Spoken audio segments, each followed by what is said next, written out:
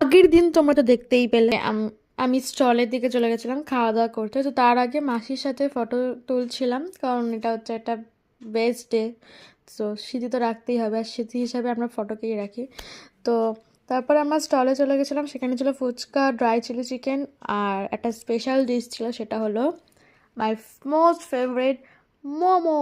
আর শীতকালে ছিল বিয়ে, আর রিসেপশনের দিনকে মোমো জমে ক্ষীর। তারপর নাচানাচি তো মাস্ট।